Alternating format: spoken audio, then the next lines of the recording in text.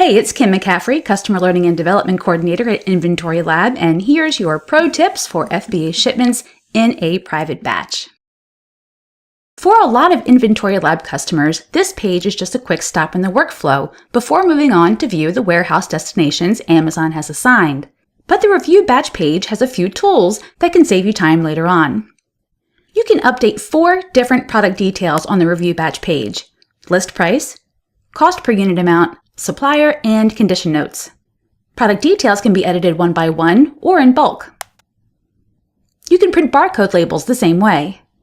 If there are other product details you'd like to update, use the breadcrumb to go back to the List and Prep page. Once you're happy with how things look, your next step is to submit all of the information about the products you've listed to Amazon. But before that happens, InventoryLab has one more question. Would you like to send the product details to Amazon and create FBA shipments? Or would you prefer to only send the details and not create shipments? So why would someone want to send the batch details but not create FBA shipments? First, because they're working with a prep and ship company, or they want Amazon to prep and label their items. Second, their batch includes both co-mingled and seller-labeled items, and they want to combine those shipments in Seller Central.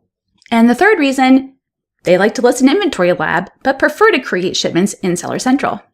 By clearing the Create FBA Shipments box and confirming your choice, the batch is closed, and you're advanced to the Close Batches page, where you can export an inbound shipping plan. So let's go back to the confirmation question, and instead of only sending the product details, let's send the details and create FBA shipments. In a private batch, the fulfillment center destinations are tentative until this point in the workflow. On the Proposed FBA Shipments page, not only do you have the option to create or decline each proposed plan, you can edit the name of each shipment as well. Once a proposed shipment plan has been created, it's now a working shipment. And now that it's a working shipment, you can make changes to the quantity if you need to. You can increase or decrease the quantity within Amazon's guidelines of 5% or a quantity of 10, or you can delete the item from the shipment entirely. And my last pro tip for FBA shipments in a private batch, the Proposed FBA Shipments page is the only time-sensitive step in the workflow. You can open a batch on the List and Prep page and add items to it over the course of several months if you want to. You can even take your time packing boxes on the Box Contents Information page.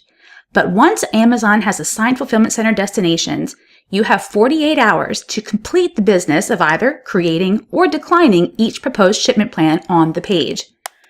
These choices also have to be made before moving on to the next step of assigning items to boxes. If you haven't made a decision for each of the shipments after 48 hours, Amazon will most likely need to change the destination for each of the items you've listed in the batch. So you'll be able to avoid any confusion or errors by choosing to either create or decline each one within that time period.